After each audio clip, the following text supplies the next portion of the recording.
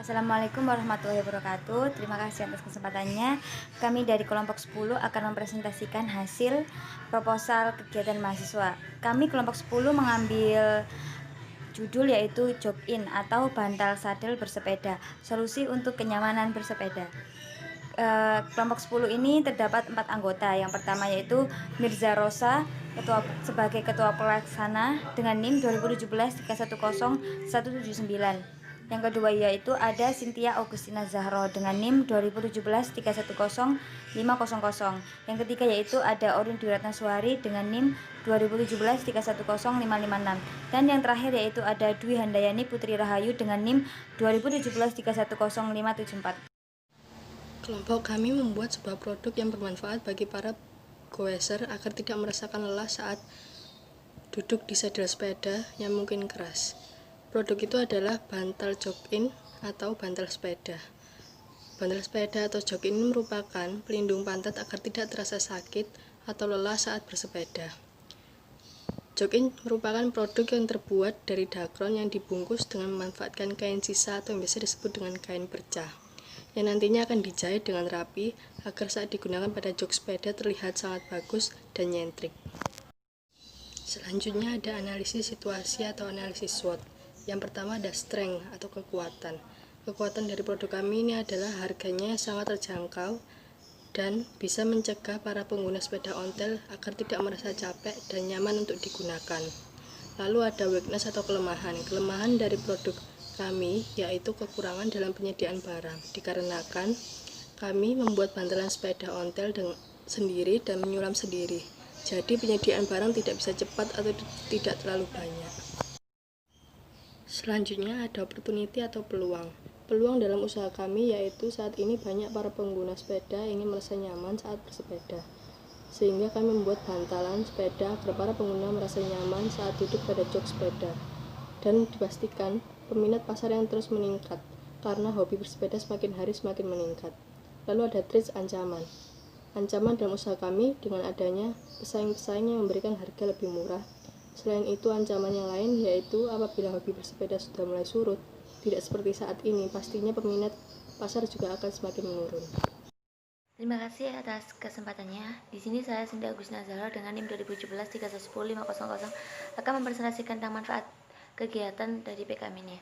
Manfaat kegiatan yaitu bagi konsumen untuk membantu agar saat bersepeda merasa nyaman dan tidak capek. Karena saat ini banyak sekali para pengguna sepeda yang melakukan perjalanan jauh. Dari sisi ekonomi yaitu untuk membantu mengembangkan bisnis kecil agar lebih maju dan dikenal berbagai pangsa pasar. Nah, selanjutnya di sini saya akan menjelaskan tentang gambaran usaha. Gambaran umumnya menimbulkan gagasan menciptakan alat sedal sepeda, di mana saat ini banyak sekali orang yang suka bersepeda. Ketika para pengguna sepeda melakukan perjalanan lumayan jauh, dapat mengakibatkan capek karena terus duduk. Sehingga produk ini dapat membantu para pengguna sepeda tidak merasakan capek dan sakit dan nyaman saat duduk bersepeda. Nah, di sini ada strategi 4P. Yang pertama itu ada produk. Alat sedal sepeda memiliki fungsi yaitu membantu para pengguna sepeda tidak merasa capek atau sakit saat melakukan perjalanan jauh. Sedangkan yang kedua itu ada price. Harga yang ditawarkan kepada pelanggan sangat terjangkau untuk kalangan masyarakat. Sedangkan yang ketiga itu ada place. Untuk tempat pemasaran, kita menggunakan media sosial seperti Shopee, Instagram, dan juga WhatsApp. Yang keempat itu ada promotion. Kelompok kami menggunakan media sosial dikarenakan media sosial merupakan tempat umum yang digunakan untuk promosi dan dapat juga digunakan untuk komunikasi dengan para customer. Sekian presentasi dari saya, akan dilanjutkan oleh rekan saya. Terima kasih. Assalamualaikum warahmatullahi wabarakatuh. Terima kasih atas kesempatannya. Saya Orin Dwi Ratnaswari dengan NIM 2017-310-556. Di sini saya akan melanjutkan presentasi dari rekan saya. Di sini saya akan mempresentasikan strategi STP. Strategi STP pada dasarnya digunakan untuk memposisikan suatu merek dalam benak konsumen. Sedemikian rupa sehingga merek tersebut memiliki keunggulan kompetitif yang berkesinambungan. Ada 3 elemen dalam strategi pemasaran, yaitu yang pertama segmenting, yang kedua targeting, dan yang terakhir positioning. Yang pertama yaitu segmenting. Segmenting adalah upaya memetakan pasar atau sasaran program dengan memilah-milahkan konsumen sesuai persamaan di antara mereka. Pemilihan ini bisa berdasarkan usia, tempat tinggal, penghasilan, gaya hidup, atau bagaimana cara mereka mengkonsumsi produk. Yang kedua yaitu targeting. Setelah memetakan pasar atau sasaran program, tahap targeting seperti namanya adalah membidik kelompok konsumen mana yang akan kita sasar. Yang terakhir yaitu positioning.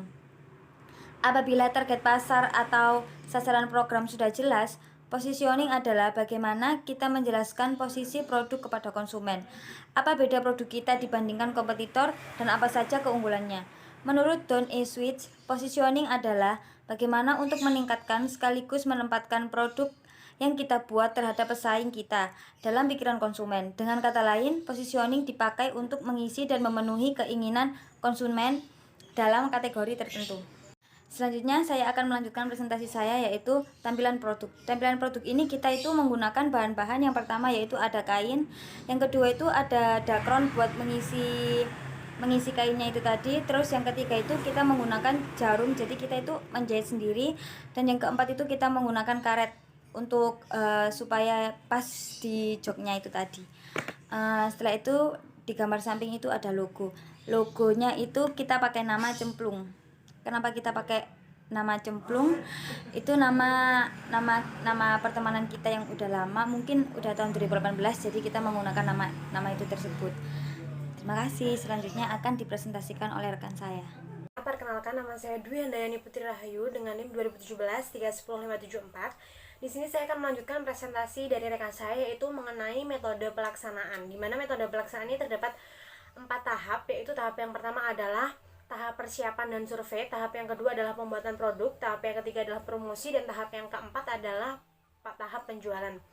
Yang pertama yaitu tahap persiapan ataupun tahap survei.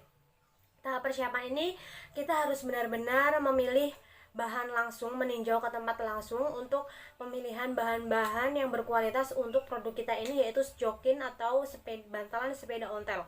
Kemudian tak hanya itu saja, kita juga harus mempersiapkan bahan-bahan apa saja sih yang perlu kita beli, apa aja, semisal kayak benang, jarum, dakron, kain percaya, dan sebagainya. Kemudian tak hanya itu saja, kita juga melakukan survei di kalangan mana saja kita menargetkan produk kita ini untuk dijual. Misalnya pada kaum remaja ataupun atau para hobi bersepeda. Kemudian yang selanjutnya adalah tahap pembuatan produk. Tahap pembuatan produk ini yaitu kita harus memperhatikan barang agar menghasilkan sebuah produk yang berkualitas.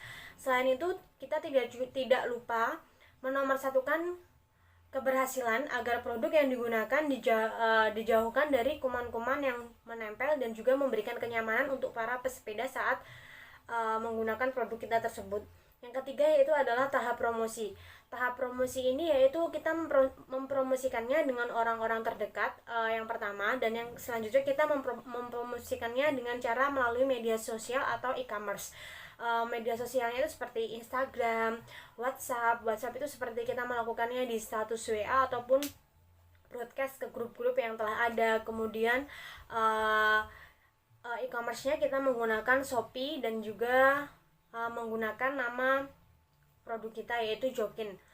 Kemudian selain itu dengan cara menjualnya kita juga memberitahukan kepada pelanggan atau memberitahukan kepada customer bahwa produk kita ini memiliki manfaat dan juga kelebihan saat digunakan, yaitu seperti memberi kenyamanan dan menghilangkan rasa capek saat bersepeda. Kemudian yang terakhir adalah tahap keempat yaitu tahap penjualan. Dengan cara menjual langsung melalui pesanan terlebih dahulu melalui media sosial seperti itu tadi, WA, Instagram, Shopee, dan beberapa ada yang kita jual secara langsung karena memang mungkin ada tetangga kita ataupun teman dekat kita yang mungkin jaraknya masih bisa kita tempuh. Kemudian untuk tahap penjualan ini kita juga mengadakan promo-promo nantinya yang menarik bagi para customer. Yang selanjutnya yaitu adalah anggaran biaya. Anggaran biaya ini yang pertama kita ada perlengkapan yang diperlukan senilai 2.665.000. Yang kedua adalah bahan habis pakai 1.225.000, dan yang ketiga adalah biaya perjalanan atau transportasi senilai 750.000. Dan yang terakhir adalah yang keempat adalah lain-lain senilai 690.500. Kemudian dari keempat Jenis pengeluaran tersebut kita total dengan jumlah 5.330.500. Yang selanjutnya adalah jadwal kegiatan PKMK dari kelompok kami, yaitu yang pertama ada rapat koordinasi. Rapat koordinasi ini dimana dilakukan setiap bulan, yaitu bulan pertama, bulan kedua, ketiga, keempat, dan kelima. Kemudian yang kedua adalah survei pasar. Survei pasar ini kita hanya melakukan 3 kali, yaitu pada bulan ke-1, bulan kedua, dan bulan keempat. Kemudian yang selanjutnya adalah identifikasi bahan baku. Kita melakukannya pada bulan ke-1 dan bulan keempat. Kemudian produksi barang kita melakukan pada bulan kedua dan bulan keempat, karena sistemnya kita PO, karena kita hanya menyediakan beberapa barang saja yang ready. Kemudian selanjutnya kita membuka sistem PO. Kemudian yang selanjutnya adalah promosi dan penjualan barang, yaitu kita lakukan di minggu pertama, minggu keempat, serta minggu kelima. Kemudian yang terakhir penulisan laporan kita lakukan pada bulan ketiga, keempat, dan kelima. Sekian presentasi dari saya. Apabila ada kurang lebihnya mohon maaf. Terima kasih.